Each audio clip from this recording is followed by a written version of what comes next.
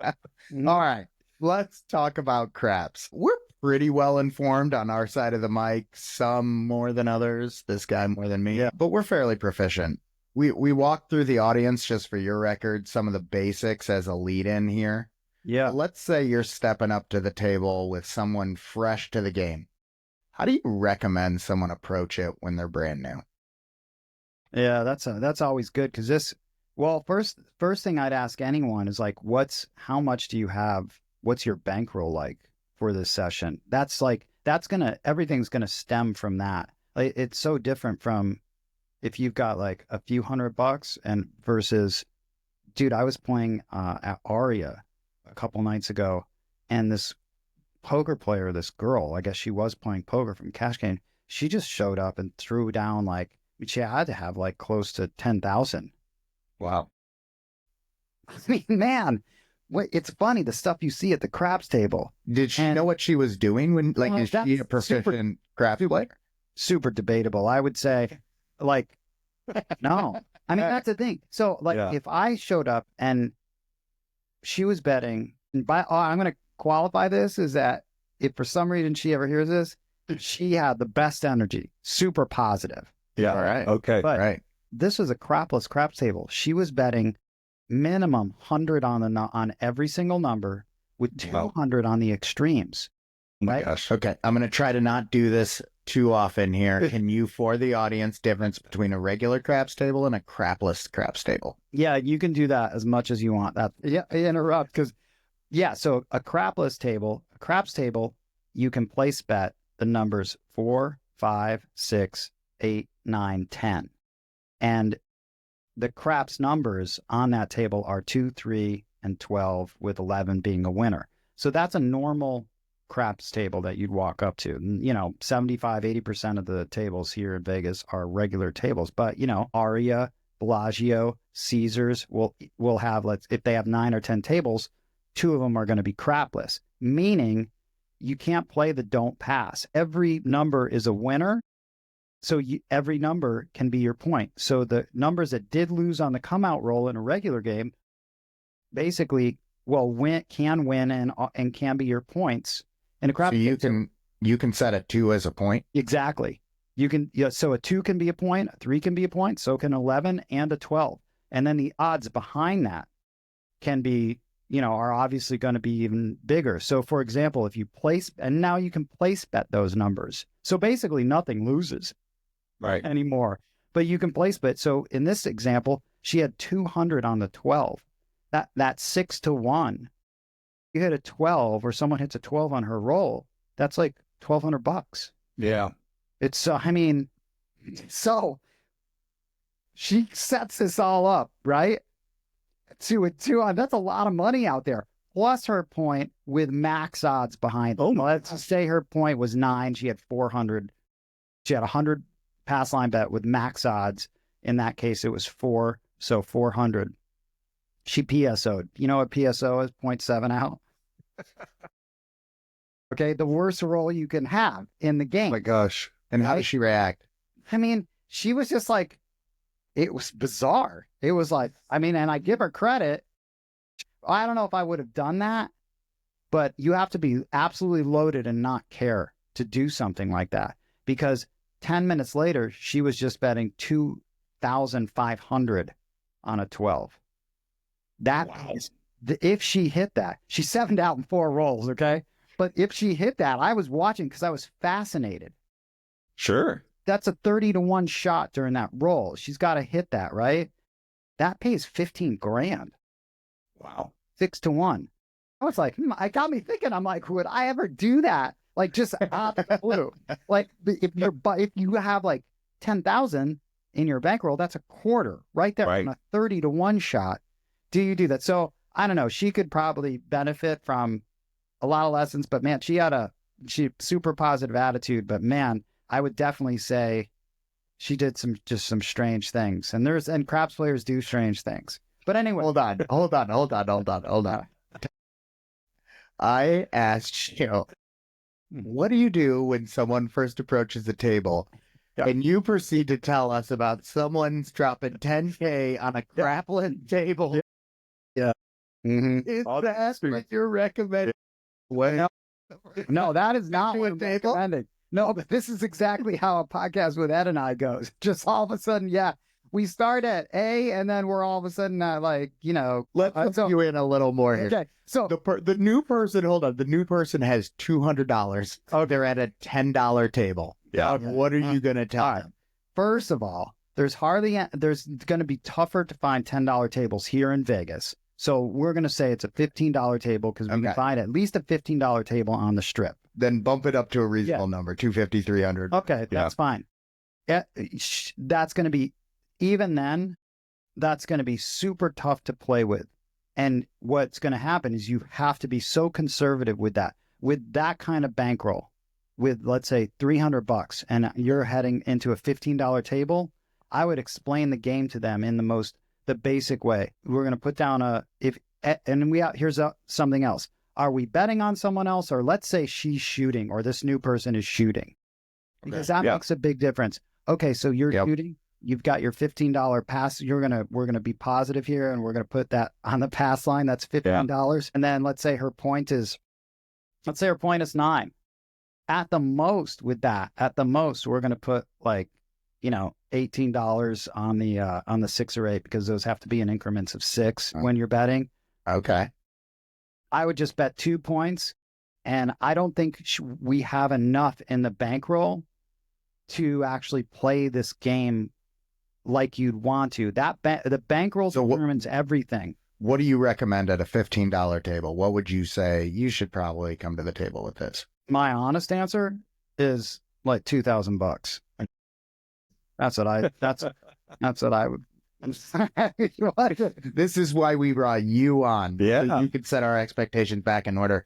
Look, I'm comfortable going at a $10 table or whatever up to like $500. That's what I've been doing. Yeah. Something along those lines. Yeah. Okay, Great. but What do you need all that bankroll equity for? You know what? Someone asked. That's a good question. Some guy at Durango, and I was at Durango a couple months ago. I remember he was from Canada because I was watching him. Right? You meet great people at the craps table, but he's like, and I had like 10,000 in front of me. He's like, why do you need so much if you're just betting so small? Right? And I was taking it easy at the table. Mm-hmm. It wasn't, maybe I had, I don't know, my exposure out there was a couple hundred, maybe, if that, right? But I had 10,000 in my rack. The reason being is because during a session, you could, let's say if you are playing the bonus, which on some tables, and I don't know how they are out there, I know that they have it, but the all tall, all small, which is prop bet. Well, the payout on that can be pretty big. For example, a few days ago, I played the bonus at Aria, and I played $100 on it, 25, 25, 50 to make them all. Wow. Well, I hit it. Wow. But that whole payout's $9,000. So here's why you would have a bigger bankroll. Let's say I was one number away. Let's call it the 5 away from making them all. I know that my payout total's going to be 9,000. I'm going to lay that 5. Yeah. Okay. So that now I've guaranteed myself. I'm going to lay that. I already know my lay amounts, but my payout, if I don't do anything and make it, it's $9,000. If I 7 out, it's 0. Right. So the smart play here is guaranteeing yourself some money. So you need that money in your rack for situations like this, because bets are verbal at craps table. A lot of people don't realize that. You get to that point, but beginners are, a lot of times they want to hand people chips or money. But when you realize you can just say it, like, I'm going to lay the 5 for 3,000. That's a bet. They're like, bet, you don't have to waste time on it because you see it in the rack. Yeah. Right. Real quick here to clarify for the audience, when you say you're laying the 5, that implies you're putting enough money on the 5 so that if the 7 comes before the 5 comes, you're getting a big payout on that bet you just made. That way you've got both your bases covered. You are absolutely correct. You are at least leaving with something. So it's like your consolation prize. Yeah, you're taking away from that 9,000 you would win, but you're guaranteeing yourself $3,000 lay on that 5. If the 7 does show up, I hope it doesn't, you're going to get $2,000 back. Right. So Sports bettors, what he's doing is he's hedging his bet. Yeah. Right. Last leg of the parlay. You've got your championship pick. You reach the final game. You're going to take the other team, just lock up both sides. Exactly. And it's like, and it's such a smart play to do because, okay, Matt, great. I hope I hit my number and I make $6,000. But guess what? I'm going to be super happy that I still made 2,000. You know, that's 20% of my overall bankroll that I showed up. I can pretty much, I might now be thinking about leaving for sure. But that's why you want a bigger bankroll, because it allows you to do way more things. Do you guys play poker? Or are you familiar with like tournament poker? We went to college back in the early 2000s, Titan. So of course we were involved in playing dorm room poker at least, and online and following Moneymaker and all that good stuff. Yeah. Okay, cool. Well, I mean, having a big stack allows you to run a lot of different options. Sure. It really allows you to put pressure on things. So, but not, so it's really kind of similar. I've always thought too, that like having your bankroll can be like tournament chips. And when you don't have a lot of them, your options become limited. And because those payouts are like going to our Crapless table, even if we wanted to get those, like have some of those place bets on the 2 and 12 with a smaller bankroll, man, you can't be like, there's just not enough money there in a $300, even a $500 bankroll to really be putting meaningful money, like $50 out of a $500 bankroll on some of the extreme numbers. It's reckless. So it's like what you have to do is you really have to everything starts with the management of your bankroll, and when the smaller it goes, the more conservative you have to be. And it's a very straightforward game. I'm going to bet 2 numbers. Maybe I'll just bet 1 number and back my bet up with odds. Because if you start spewing and betting because there are 1 million bets on that table, there's 1 million bets that your bankroll, that your game is over in 20 minutes with a small bankroll. That's why you have to like pare it down so much in order to just like, I'd say with a small bankroll, just get proficient at it. I would stress fundamentals of figuring out just the basic way, standard way to play. It's a complex game. You guys do know how complex this game is. Yeah. All right. So that's enough with the boring stuff, because we had to ask the question, what are you going to do with a noob? Yeah. How often are you actually going to play craps with a noob 10 ton? It's probably never happening these days for you. So let's get into the good stuff.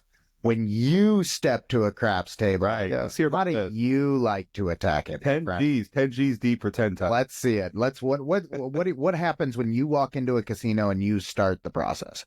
Well, and listen, I'm going to just tell you though, when I was just at Bellagio the other night, there were 2 newbies there, and it's fun when you have some newbies there because you can educate them on like certain ways on how to do it. So, I mean, and I really like showing people how to play the game. Yeah. I love that. I love that part of being at a craps table in Las Vegas. There's always people that are like, what do I do now? Yeah. And unfortunately, a lot of times they're asking dealers. And dealers are, I think, the worst people to ask how to play the game. They play like these, like a long time ago, I was playing online role playing games. You know, those like EverQuest and shit like that. Yeah. Dealers are like NPC characters. Yes.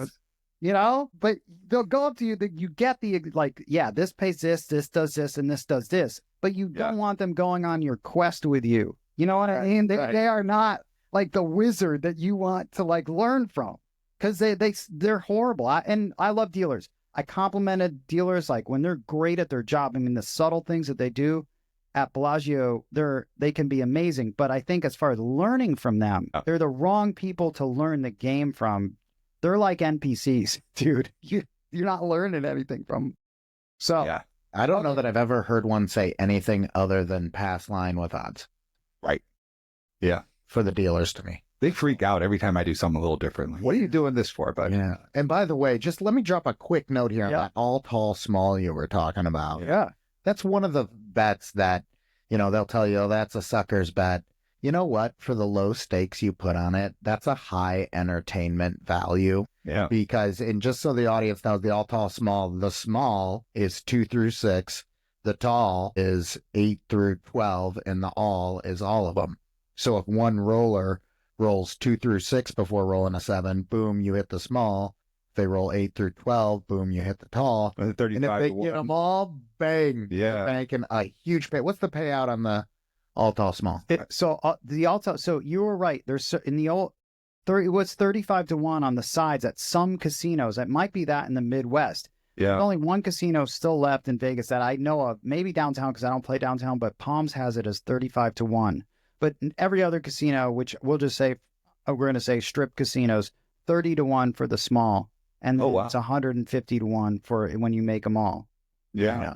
But okay, so I was at Bellagio again a few days ago, and I had a fantastic roll, and I bought in for 10,000. But I hit the small, and I had 25 on it, so that paid $750 on it. I went back. They allow you to go back up on it. Oh, wow. After you hit it at Bellagio, you can go back up on it. So I went back up for $50, and I hit it again. So that paid $1,500, which is nice. I was one number away. I had a monster roll. It was like in that 40 zone.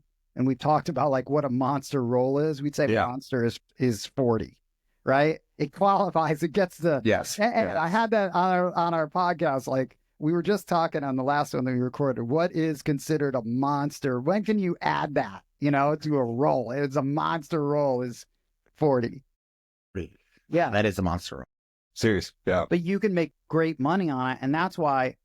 So when I first started playing, I was playing at Mandalay Bay. It was like really the casino I put time in. I would drive up from LA, come here. Like I try to come here every month, and then you learn. And I like playing with $250.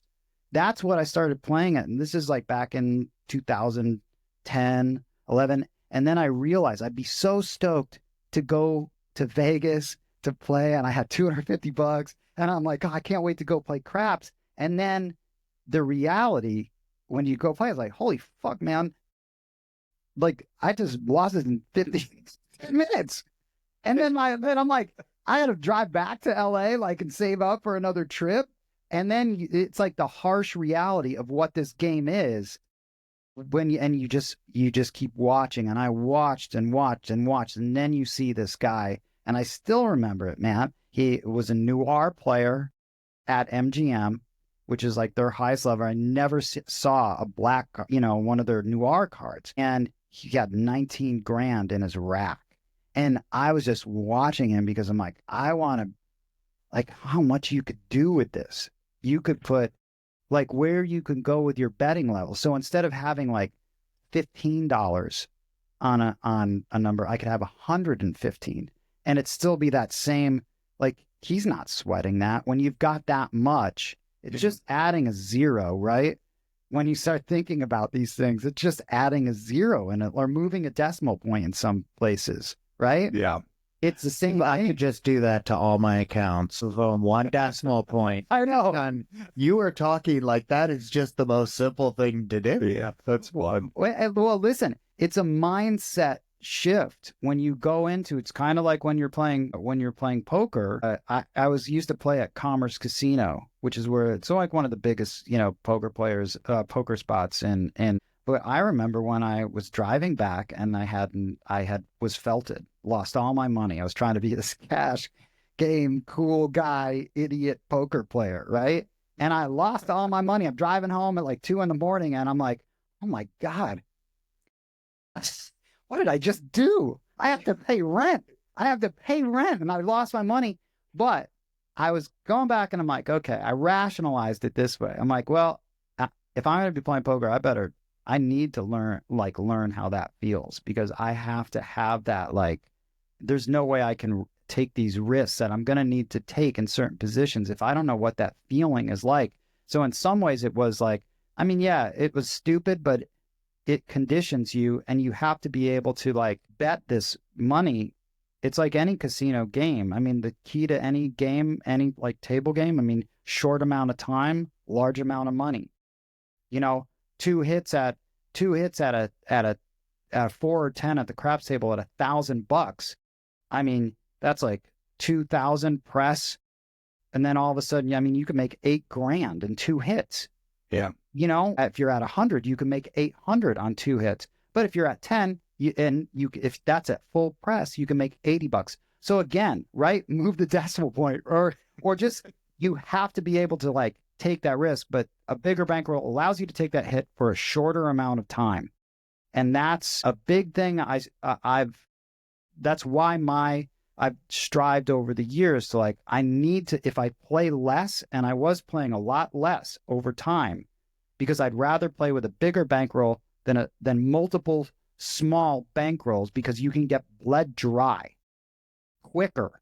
Like, because here's 15, here's another 15, and it's like the death by like 100,000 cuts, you know? Yeah. Interesting. Are either you or Ed consider yourselves profitable craps players? That's interesting. I don't know exactly about Ed, but I was keeping something